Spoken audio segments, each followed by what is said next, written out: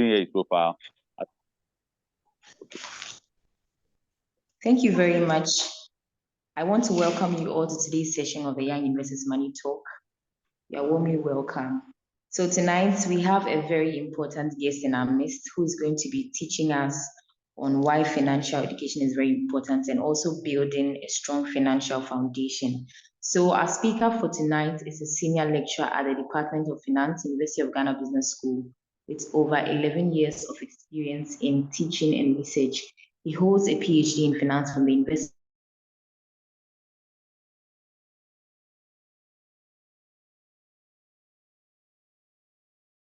Business School. He worked as a lecturer at the Department of Banking and Finance at Central University for over 11 years, teaching both undergraduate and graduate finance courses. Professionally, he is a Ghana Stock Exchange Certified Securities Professional and also a member of the Association of Certified Chartered Accountants. Before joining academia, he worked as an operations processor at the International Payment Services Division at Barclays Bank of Ghana, now ABSA. Ladies and gentlemen, let's welcome Dr. Benjamin Amoah.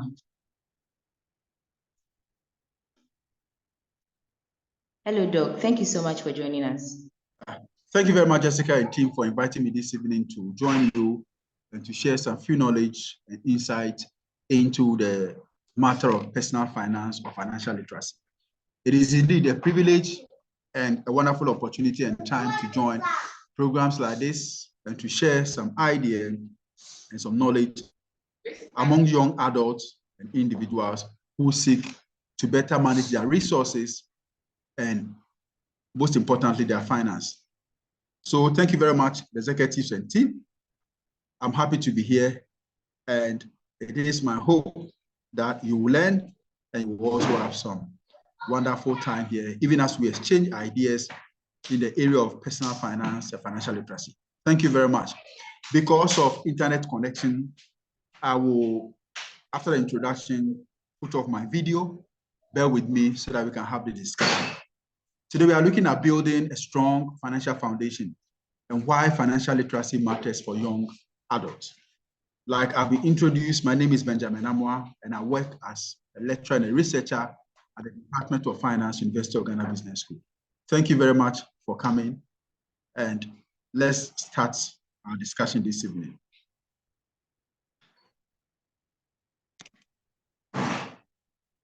Okay, so by way of presentation, I'll give you an introduction. The introduction will contain the problem. Then we'll look at what financial literacy is. After financial literacy, we'll look at the general importance of financial literacy and why it matters for young adults. Why it matters for young adults. So we need to ask ourselves, what's the problem? See, the first problem is this. The financial market that we find ourselves in is becoming very complex. Now, I believe most of you by now have heard about cryptocurrency, and some of you have heard wonderful stories and testimonies about cryptocurrency, forex trading, different things are coming up. And you are being urged on or being encouraged to use these new happenings on the market to manage your financial resources. The issue is this: if you don't have the knowledge and skill set in some of these things, how would you be able to fully participate in financial market activities to benefit from what is happening in the financial market? You need relevant skills and you need knowledge for you to fully participate in the financial market. And the only way you can do this is through financial literacy or personal financial education. Now, the reality is that financial illiteracy is a major problem across the globe.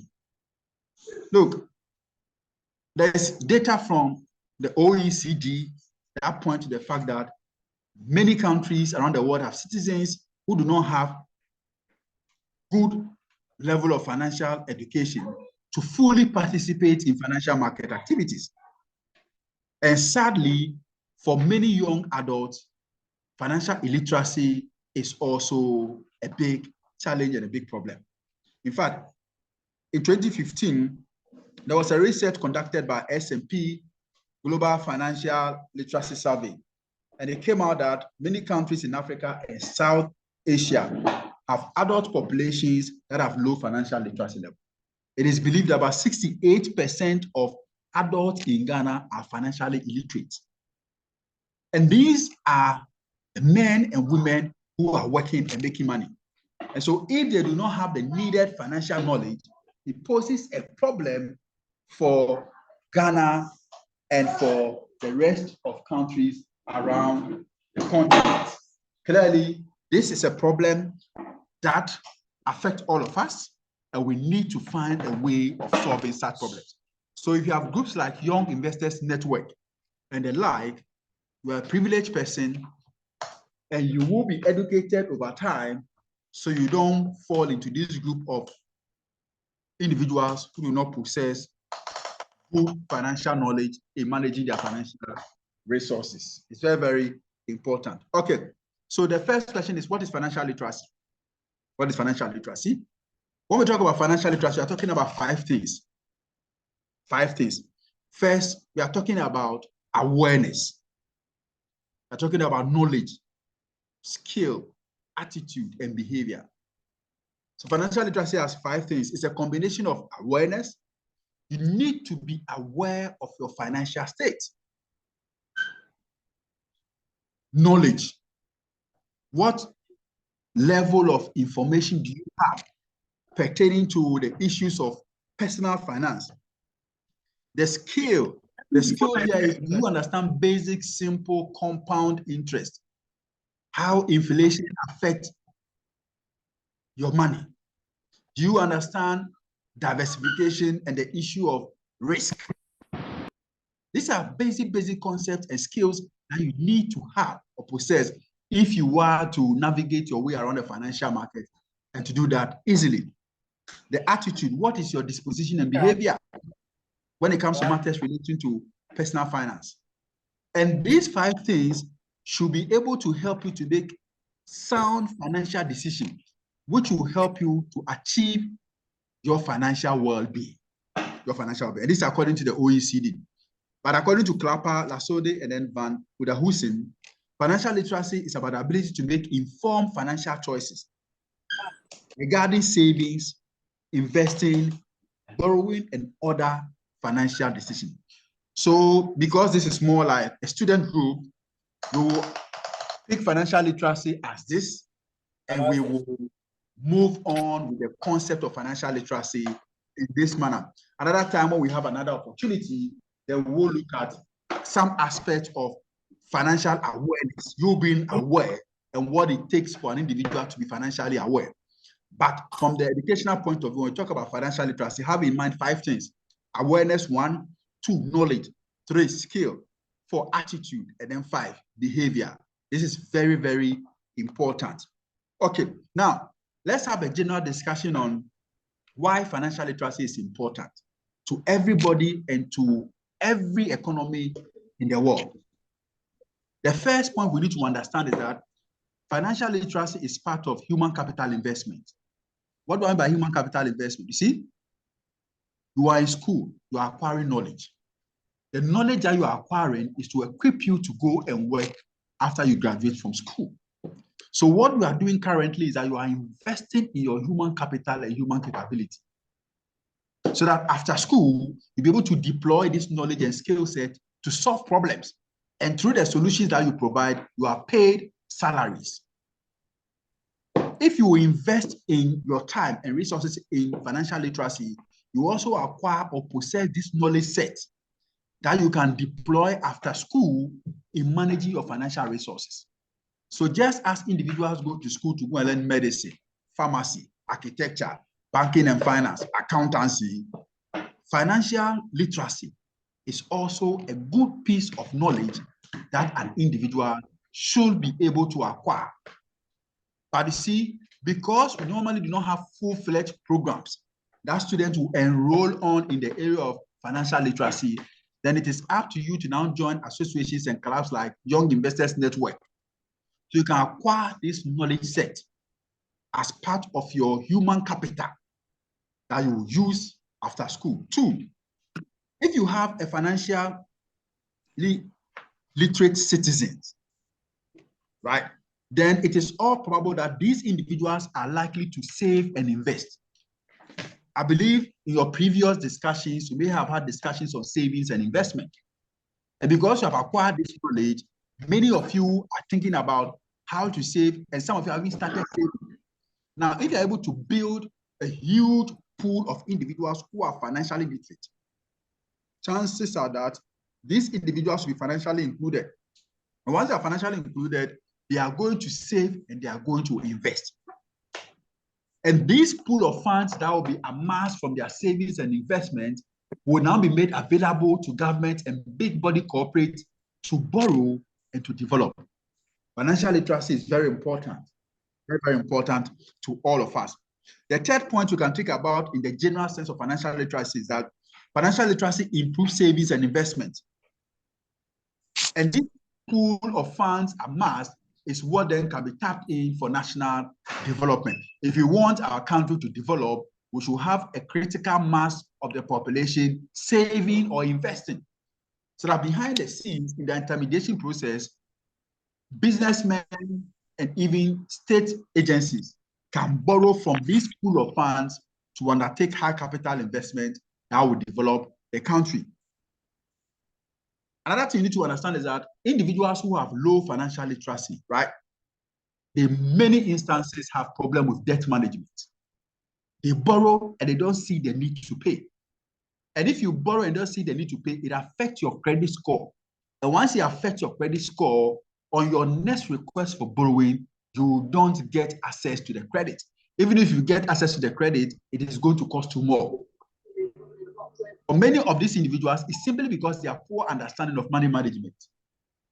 But through financial literacy education, you are able to understand the importance of credit and why you have to pay your credit if you go and borrow. It's very important. Money is a resource. So anytime you have the privilege to use money, you should make good use of that resource. Most importantly, if you have borrowed the money, it is expected that you'll be able to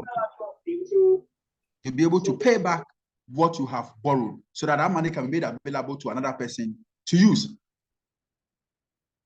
Research also points to the fact that individuals who are financially literate and have financial knowledge are most likely to prepare for their retirement.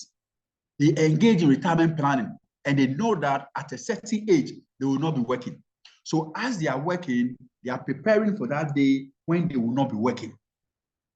Once they prepare for retirement and they plan their retirement, they are able to amass or to save enough, build enough nest egg. We call it nest egg that they will draw on when they go on retirement. These individuals, because they'll be able to build enough nest egg, they don't rely on public support or social welfare to survive.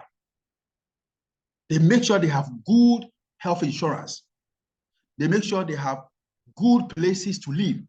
They make sure that they have amassed enough resources to renovate their homes when they are retired, so they don't become a burden to society.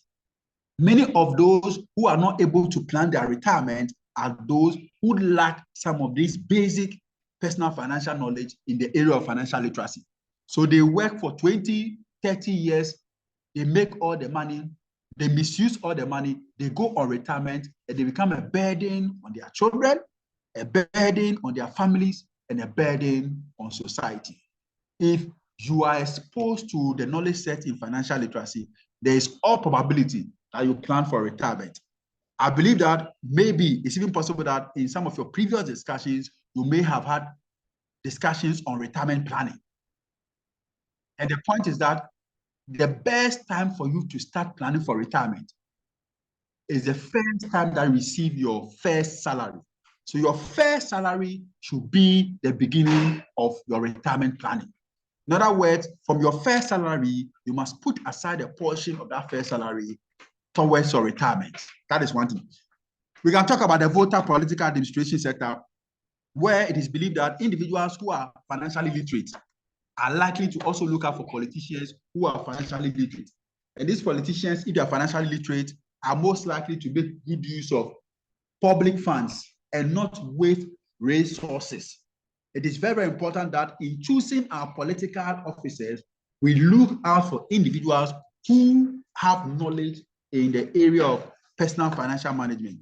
And they are most likely also going to be able to make good use of borrowed funds and resources that comes into their care. The point is that if the voters are financially illiterate, they are most likely going to elect political officers who are also financially illiterate. And that is going to affect our public financial management discourse.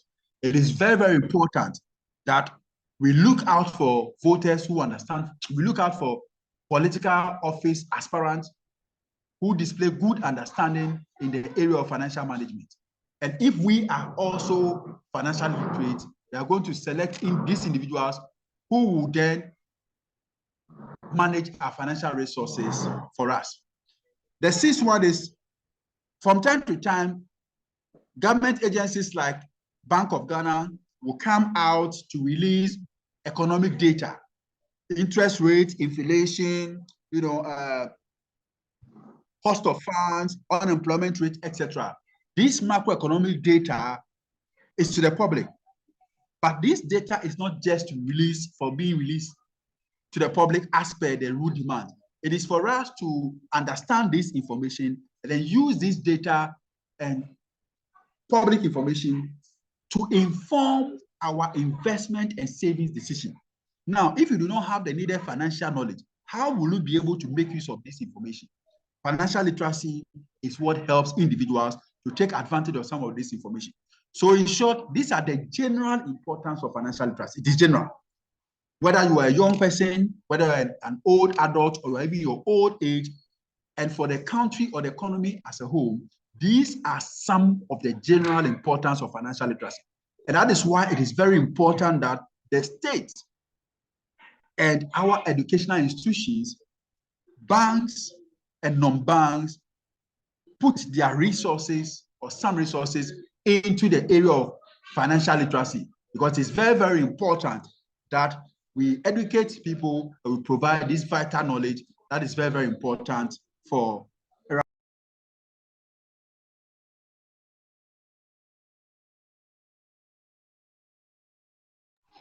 Okay, so let's move on. Now, why should financial literacy matter for young adults like you and I? Why? I've talked about the general one. Now I want to restrict it to young adults. Why is it important? If you have this knowledge set that I spoke about in financial literacy, you are better placed to manage your finances. You are better placed to manage your finances if you have this knowledge set. It's very, very important. Now, if you're also financially literate, you are likely to take to budgeting and savings when it comes to managing your resources. You don't just spend just like any other person will be doing, but before you spend, you try to look at how much you have and how much you can spend out of it. Financial stability is very important. Individuals who are financially literate are most likely to spend and make use of their resources in such a way that they are financially stable over time. We call it consumption smoothing. They are able to smoothen their consumption in such a way that they do not overspend or underspend during their lifetime. Again, for young adults, if you are financially literate, you have all the probability of being financially independent. Financially independent means that you'll be able to build enough cash flows so that even if you don't have a job, until you get your next job, you will be able to survive. Financial independence is very, very important. Again, financial literacy matters for young adults because if you are financially literate, your communication changes, your understanding of issues changes, and you are most likely to be positioned well enough to pursue career in the area of banking, investing, and financial analysis, because you understand what interest rate is, you understand what it means to budget, you understand what it means to save. And these are some of the basic ingredients that officers and practitioners in the area of banking, investing, and finance do talk about all the time. Financial literacy again matters because it informs you and it helps you to make informed investment decisions. You don't just put your money into any venture because you have been told it is good. You are able to analyze, you are able to think through, and you are able to know where to put your money and where not to put your money. It is because of financial education or financial literacy. Again, people who are financial literate have a better understanding of the global economy, what is happening to crude oil prices, what is happening to the CD dollar exchange rate, what is happening by way of interest rates and inflation around the world. Because you have the basis in financial education, you are able to know what it implies for you and how you can plan your resources accordingly. So for young adults like all of us in this particular seminar, these are some of the reasons why financial literacy matters. These points that I have here, each of them can be a topic for a presentation in the seminar because you need to know them and you need to use them. So 1, 2, 3, 4, 5, 6, 7 are all important areas that you can pick as topics for future seminar discussions and presentations. Now, what are the areas for young adults or students? What are the areas that you need to build your understanding and knowledge base? In the area of budgeting and expense management, very important. As you are in school, you'll be completing school in no time. If you are not able to budget, you will always be complaining that your salary is not enough. But your budget is telling you where your money should go instead of wondering where your money went to. So if you're able to budget, you're able to budget what you spend on, you are telling yourself that this my money should go into this or that. But if you don't budget, at the end of the month, you begin to ask yourself, what did I use all the money for? Budgeting is very, very important. If you want to know how you can comfortably navigate the next quarter, budget your resources. And again, you can have a whole webinar on budgeting and how to budget. A simple Excel spreadsheet you can use to plan your budget, even for the whole year, and it will help you to manage your resources. You can talk about savings and investing as another area that is important for young adults and students. Financial goal setting and planning, very, very critical. Goal setting, personal goals, very, very, very important. Look, if you don't have a goal or an objective, anybody can say anything to you and you can be swayed by it. But if you're able to sit down to plan your goal after school, 5 years after school, where do you want to be? By way of career, by way of personal development, where do you want to be? These will be personal goals, but they have financial implications. So in as much as they are personal goals, because they have financial implications, they indirectly becomes your personal goal. In the next 10 years, where do you want to be? When do you want to buy your first car? These are all financial goals that you need to set and you need to plan. So you can have another session on financial goals or goal setting and financial planning. Debt management is very, very important.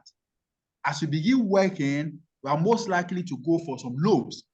How you manage those resources, be it for your personal business or for your personal development, is also very, very important. We shouldn't forget about risk management and insurance. Very critical. Risk management is so important. Risk management is so important in our wealth creation because in life, today you are up, tomorrow you are down. Most of you can even see that for the past 2 weeks or so, it has been raining heavily in Accra, and some places are flooded. You may have bought your car, your new car, and your car can be flooded. It's an issue of risk and insurance. You can have a house, your house can be flooded, your house can catch fire. It's an area of risk and insurance. So as we build our wealth, as we build our investments, we should not forget about risk management and insurance. How do you build emergency funds? Very, very critical. You see, in life, you'll be investing, and you don't want to go and liquidate your investment if you are hit by an unexpected event. Because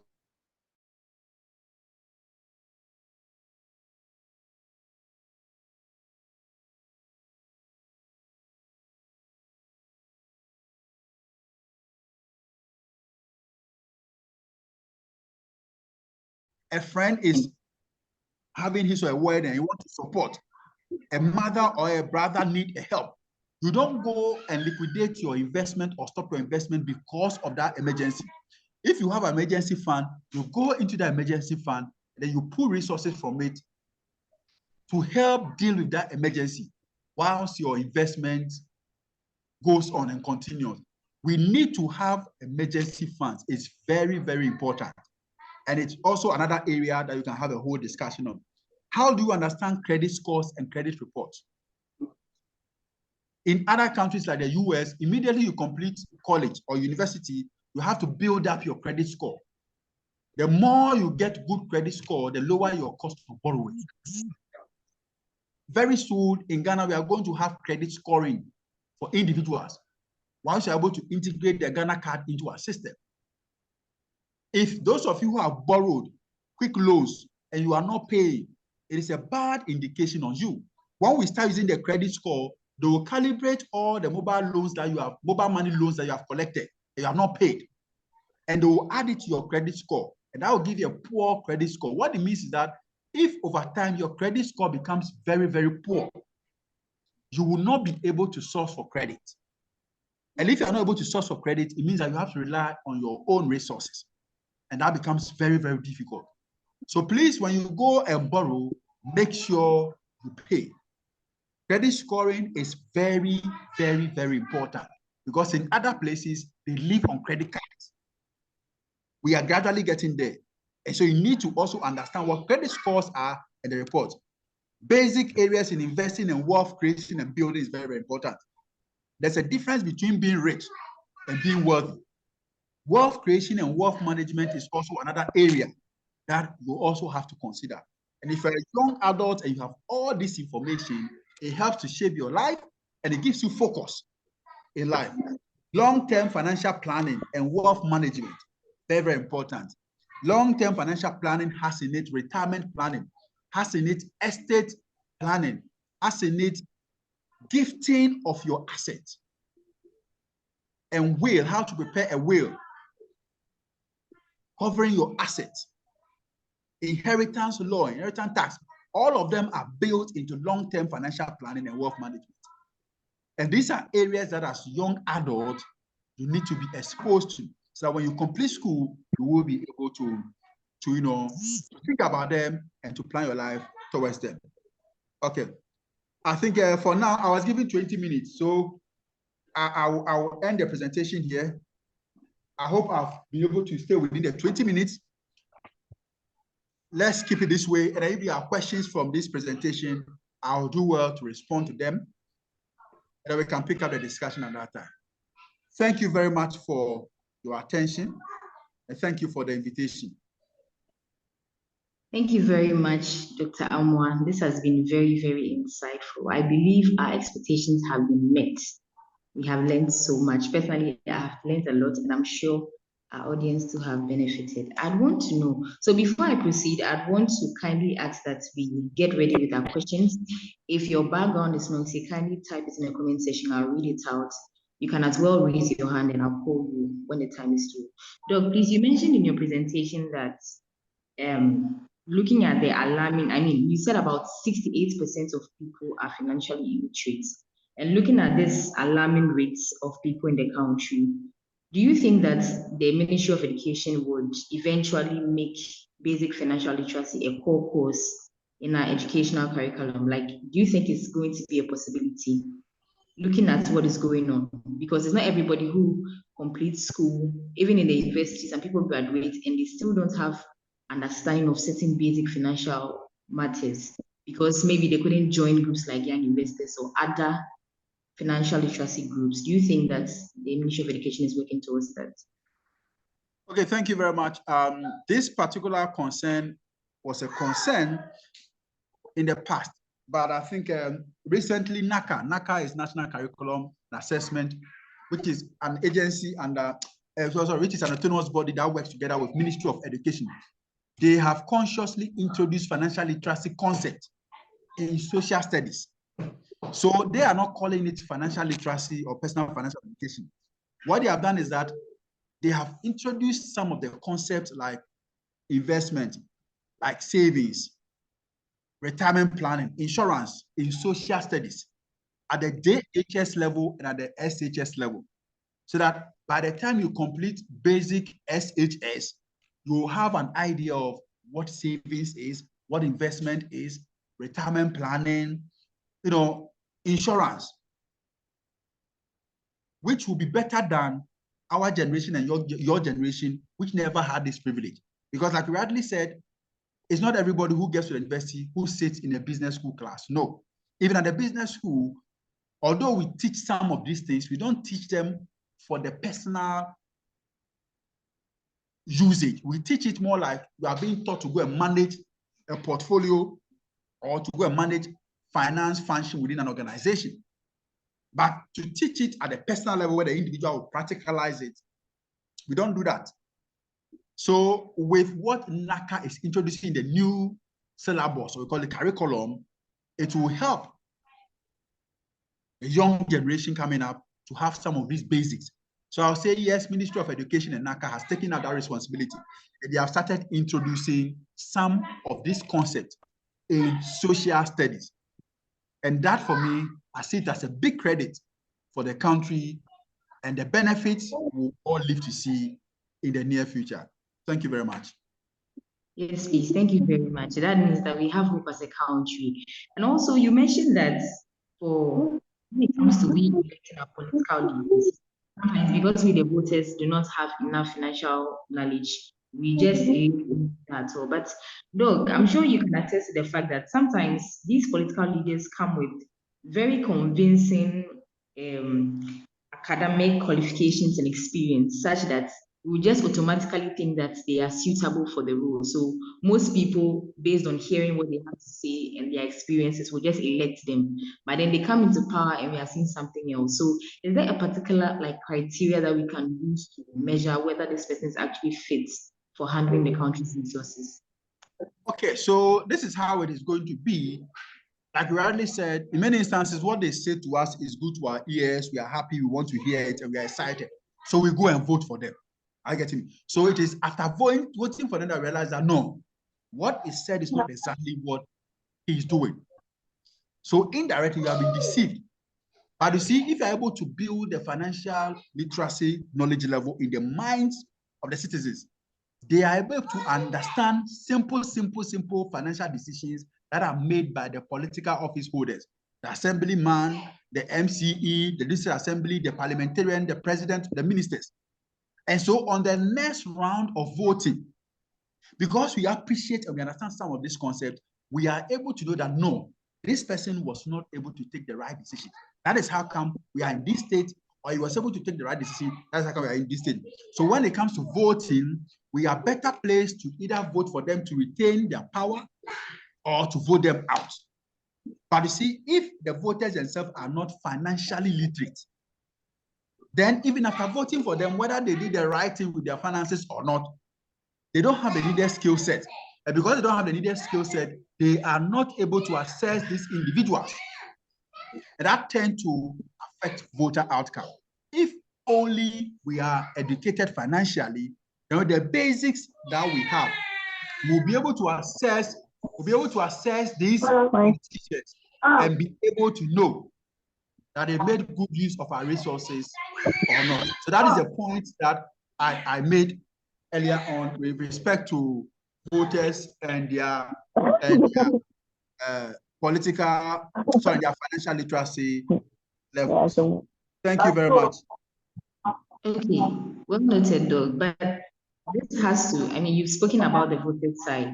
Do you think that currently, with the political leaders in power, looking at how they are handling certain resources, the country's resources, would you advise that there may be some form of periodic financial literacy sessions, even for them at that level?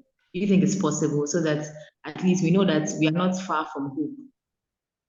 Okay, thank you, Frank. That's a good suggestion, a wonderful one. I believe a Young Investors Network and the likes can come out to insist on something like this and then lead the advocacy towards things like this. In fact, it is even believed that in some countries, before you can serve as a board member of a bank, you must go and sit in a financial literacy training program where you are certified in other areas, where you are certified so that you assure the public that you have some basics in the area of financial literacy. It is a good suggestion that you are bringing up. And I think that organizations like Young Investors Network can propose that. Even if they cannot propose that, they can lead the advocacy in this area that no, going forward as a country, what we have gone through, it will be better that our political leaders go through some form of personal financial education, that it will be assured that they have the basics, which we believe that will then influence their financial decision making, which will allow to our benefit. For now, you cannot say that it should be done immediately, but of course, we can lead the advocacy and create public awareness for something like this. And it is good, it's a good cause, and I believe strongly that if you're able to make a good case for it, yes, it will work. Because at the end of the day, they manage our financial resources. And if they don't have the needed skills, it comes back to hunters and it hurts us. Thank you. Thank you, Doc. We have some more questions in the comment section. I believe that people are really, really inspired by your submission and they would want to ask. So Savannah is asking, she says that I hear even students can start preparing for retirement through SNIT. How true is that? Okay, this is very true because in Ghana, our employment law employment says that you can start working at age 15. So you can be gainfully employed from age 15. And ask yourself, at age 15, when it comes to education, what level of education will it be? Maybe around JSS 3, JHS 3. So you can see that right from JSS 3 through SHS 1, 2, 3, 4. So long as you are 15 years, you can be employed. And once you are employed, you can get a SNIT number. And once you have a SNIT number, you indirectly start contributing towards your what? Pension. And once you start contributing towards pension, that is retirement. So because you can start gainful full employment from age 15, then automatically, if you are an SHS and you are employed, you can start planning for retirement. Let me also say this, retirement or pension is for people who are working. So if you are in university and you are unemployed, you cannot contribute towards your pension. You must start working, and then from your employment, you contribute towards your pension, because pension is an insurance against unemployment. It's an insurance against retirement, not unemployment. So if you are unemployed, how are you getting the money to come and contribute towards pension? So it is so because you can start working at age 15. And in many instances, people who are of age 15 are in SHS. That is why it says that you can start even as a student. Okay, thank you. Thank you, Doc. So there's another question from Isaac. He says that, what business can you advise young people to go into? Okay, so what business would you like to go into as a young student? Then comes to the issue of goal setting. 1100. What is your goal? So you need to, maybe I'll propose to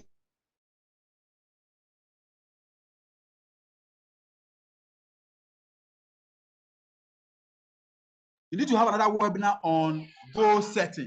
And that webinar on goal setting will help you to understand. Will help you to understand what personal goals are, what they should mean to us, and how we can pursue our personal goal. On top of my head, I've not engaged you, so to be wrong on my part for me to say, do this or that business. No.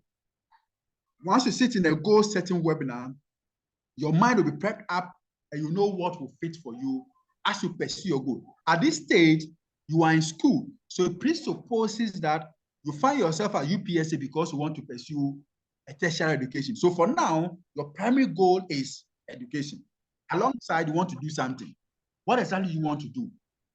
Maybe you have to sit in the goal setting class, and that will help you to know what exactly you want to do. Some people will tell you, go and follow your passion.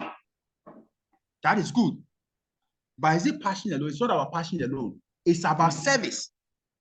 If you have a heart of service, you are most likely to succeed in every endeavor. If you have only passion, you are likely not to be able to carry out what you seek to do.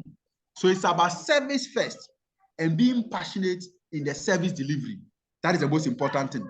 if you have a heart of service, then no matter what you find yourself and what condition you find yourself in, you are most likely to survive and to succeed. Of course, you have to be passionate, but it's not all individuals who are passionate who have a heart of service. It's another area that we can also talk about at another point in time.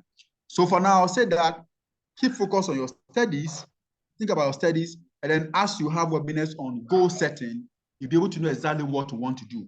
On top of my head, I will not be able to give you the type of business you have to engage in the level 100.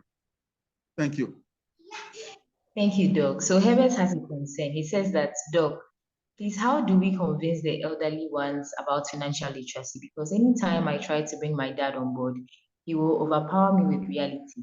However, I know savings and budgeting for the future is important, but he sees it to be impossible because of daily expenses and all.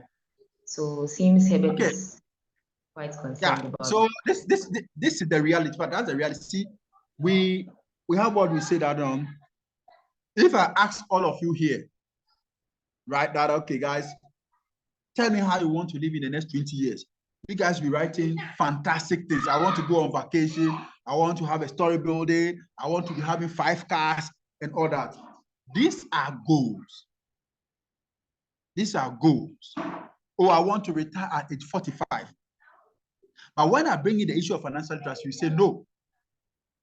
When I bring in the issue of long-term retirement planning, you say no. Oh, retirement planning is for those who are old. So go and talk to those who are old.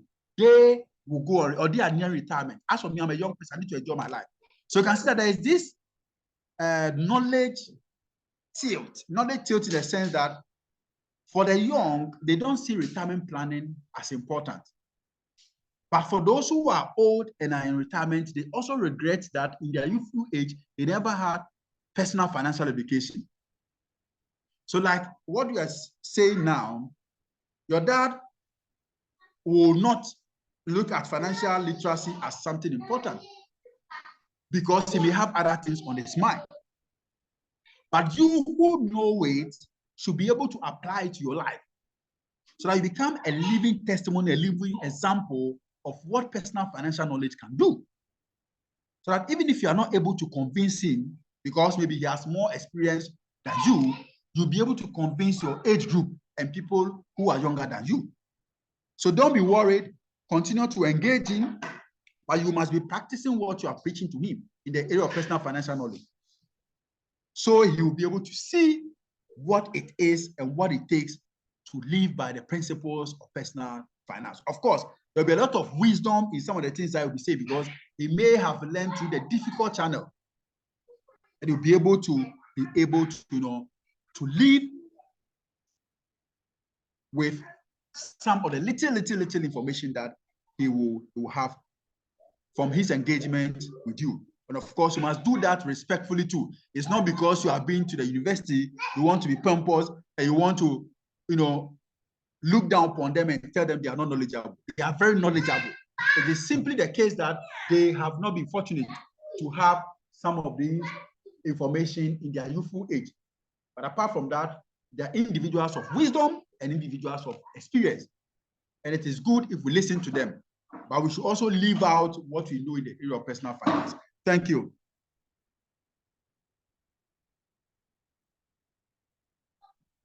Hello? Okay, Joshua says that people with low financial literacy are more likely to have problem with debt. Does it mean that most government financially illiterate with debt management? If you can hear me, it will be difficult for me to, on top of my head, say that most government that are having debt management problem is simply because of financial illiteracy. No, maybe it is a problem with public financial management.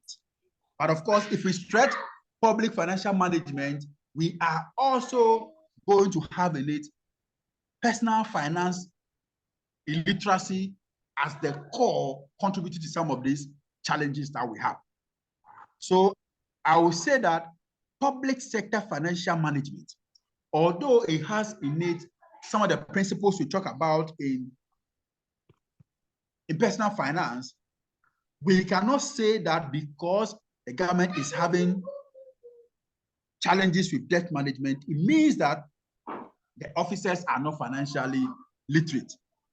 It might be a lot of factors that are causing that difficulty with debt management. And it will not only be financial literacy. So I'll say that we as the citizens, we should rather educate ourselves so that when we go through periods like domestic debt exchange program, when the state is having difficulties with managing its own resources financially, we, the individuals, will be able to manage our resources so that we are not impacted negatively by what the state is going through. That is my advice to you. And you can only do that if you have the basics in personal financial knowledge. In that case, you don't rush to take decisions and you are able to do the right thing and to help you to overcome the challenges that comes with some of these debt decisions or poor debt management decisions that our politicians take. Doug, how do we assess the viability of an investment or pension scheme? Aside here, say that is good or beneficial. How do you assess the viability of an investment or pension scheme? Okay, so you can assess the viability of a pension scheme by the pension scheme ability to pay its obligations as and when they fall due. If the pension fund is able to have enough pension fund reserves or assets, then the pension fund can draw on the assets to pay their contributors when they go on retirement or to meet their obligation as and when it falls due. So if you ask me, this is what I will say. We are not in a big pension seminar. If we are to be in a big pension seminar looking at evaluating pension scheme, they will have much more to say about it. But the most important thing is that the pension fund should be solvent. The pension fund should have a lot of resources in terms of assets. And these assets should be enough to cover its maturing liabilities. So they will not default in paying what is due their contributors. Thank you very much. Richard Bentil says, well, Richard Bentil says, Doc, please, looking at the current economic situations we find ourselves in, when you speak to someone to invest or save, the person feels reluctant, and most of the response are like they are living by hand to mouth. So they don't see the need to save. How best can we tackle this issue? We can tackle this issue by looking at what we call using budgets, relating budget. If you're able to go by budget, you'll be able to plan and you know when you have surpluses and when you have deficit. Once you have surpluses, you will be able to put your surplus into investment.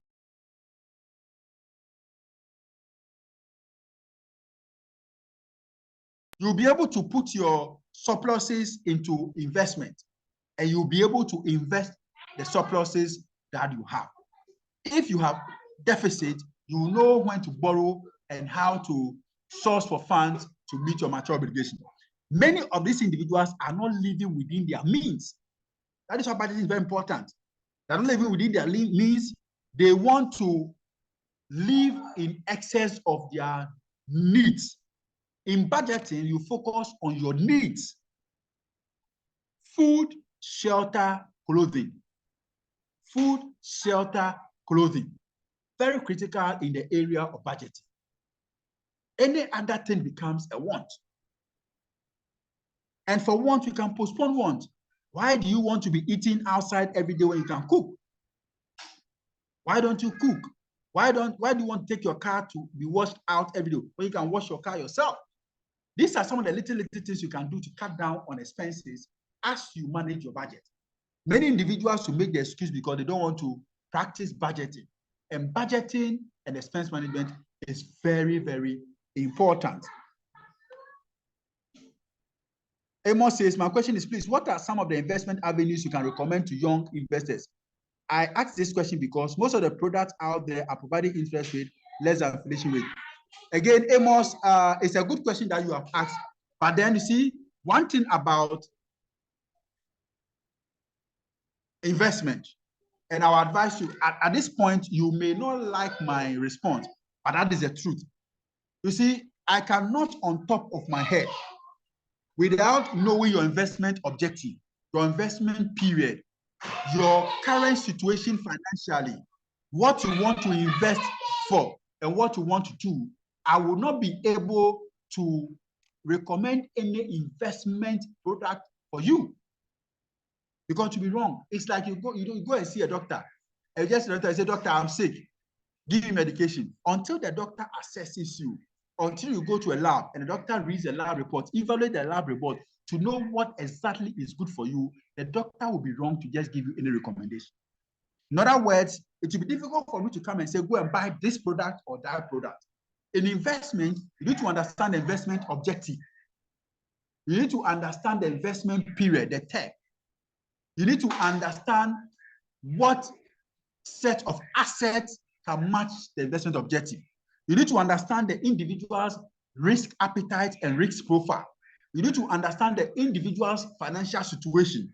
It is when you have boxed all this together that you'll be able to know and recommend a product that can help the individual to achieve its investment objective.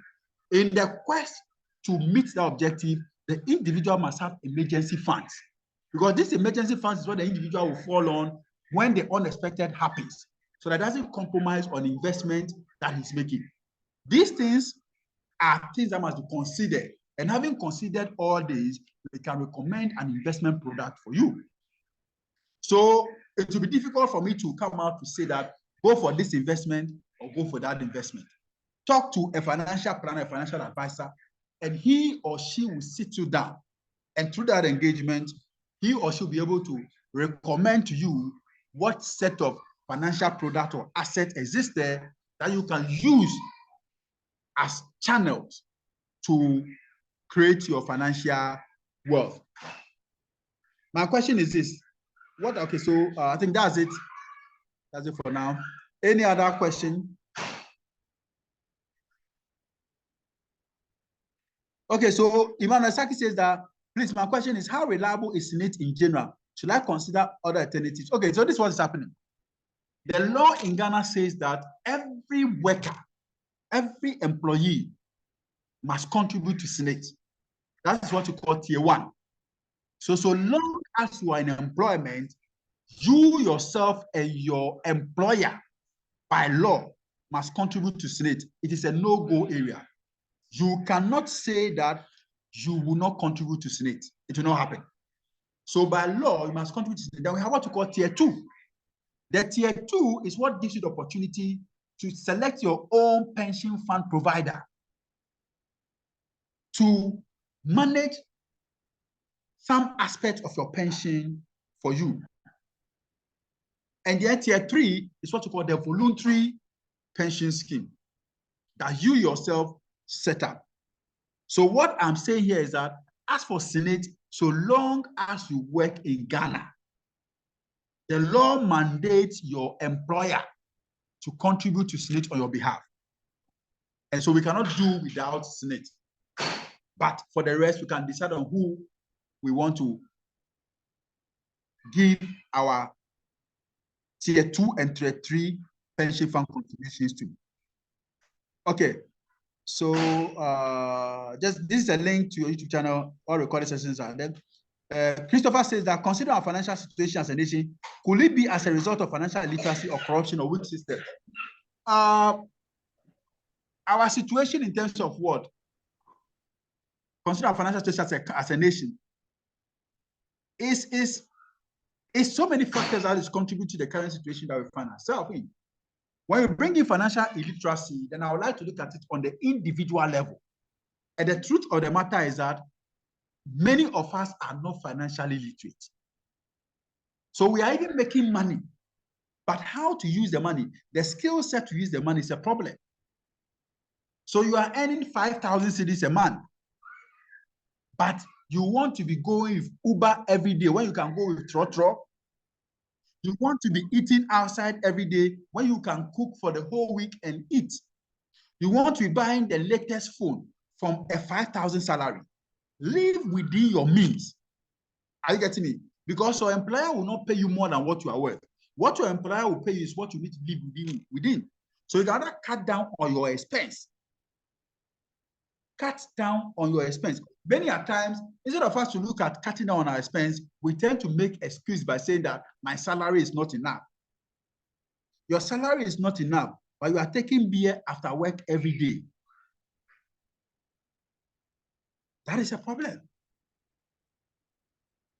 Your salary is not enough, but you want to rent a place at East Legon. That is your problem. You want your children to go to expensive schools. That is your problem. So your salary should then define how you live your life. So the country may have its own problem, but we should be financially literate so that we'll be able to navigate around these difficulties and challenges that we find ourselves. Okay, so Zerubbabel says what? Zerubbabel says, in relation to what you said about surplus, we normally preach save first before spending. How do we blend the two together as in should they save or invest from their surplus, or should they include a portion in their budget? Okay, so this is it. So again, it's about budgeting. It's about budgeting. So how do you do it? You see, in many situations, if you want to save what is left, you will not even have anything left for you to save. So in many instances, for you to manage that temptation, rather save or invest first. So immediately you get your salary, if you are a tither at church, go and pay your tithe. If you know you have been going to church and you'll be paying offering, put aside offering every week ×4. So you need this for your offering. Take your transportation out, your rent out, your food out. But before you do all that, save first. So that once you save, you know that what is left is what you have to live on. In that case, you are able to manage your resources than to say that, oh, what I will have a surplus is what I'll save. It will never happen. And let me be quick to say this. There's a difference between savings and investments. So as individuals, you need to have savings and you need to have investment, minimum. In addition to your savings and investment, you may want to have emergency fund. But for many of us, our savings will be our emergency fund. But as for our investment, we should not touch it because the investment has been set up for a particular objective. And until we attain that objective, we are not going to touch the investment. So if you are investing to start your master's degree program, if you are investing to buy your first car, if you are investing to buy your house, your first house at a 30, that is an investment that you have. That investment is not your savings. So if you have any emergency need for funds, you don't go and liquidate the investment. You rather have a savings account, and then you fall on it if you need an emergency fund. So if you have not learned anything at all this evening, know that you need to have two accounts. You need to have a savings account and you need to have an investment account. The investment is what you are going to use to buy the T-bill, you are going to buy the shares, you are going to buy the mutual fund, you are going to buy the bond, you are going to buy the mortgage. Then the savings is when you need money, something happens and they say, oh, we need money now, you can go into that account. These are very, very important. But like I said, you have to make room for all of this first before you start spending. They should not come after spending, because if you make it after spending, you will not have enough. So always save and invest first and spend the rest. There's a saying that the rich invest first before they spend. The poor spend first before they invest. That is why they are poor. That is why they are poor. So please, let's behave like the rich people. Let's invest and save first. Thank you. Any other question, comment, or contribution?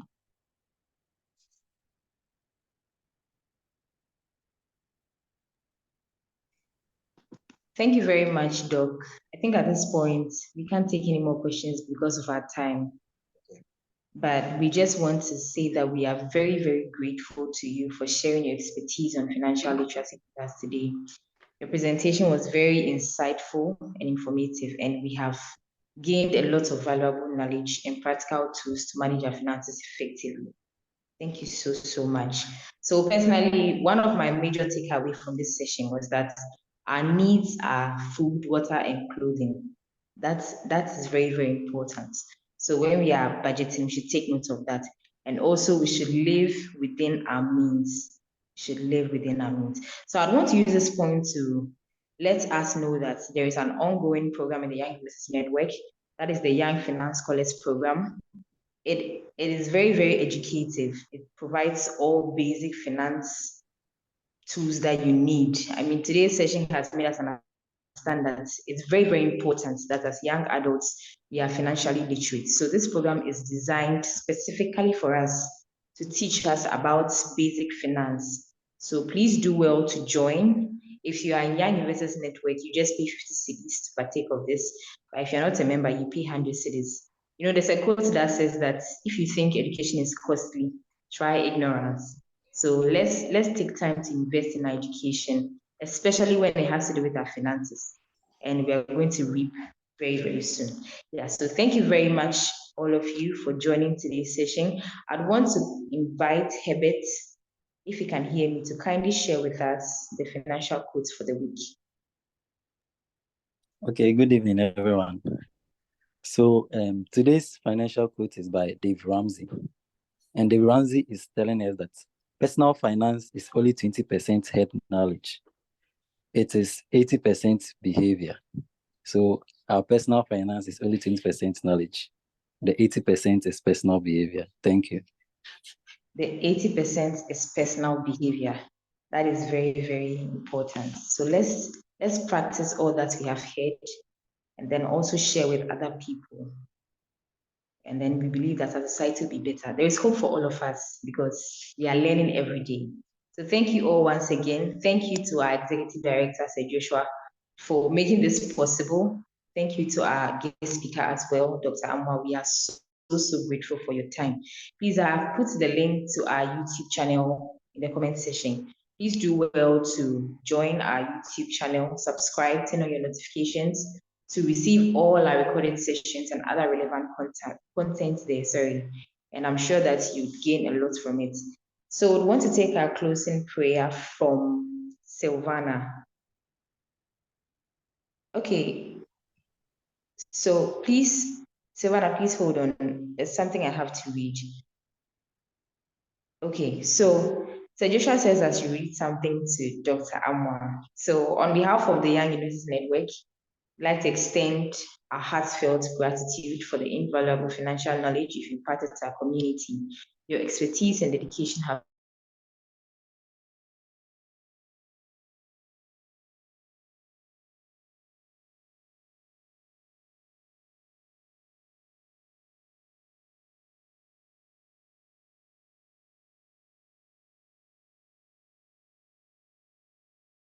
in education.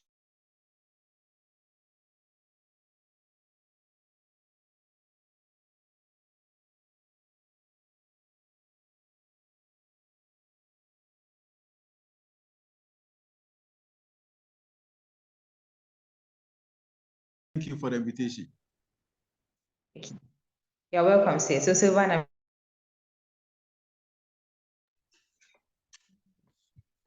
Hello, Sika. Please, can you hear me?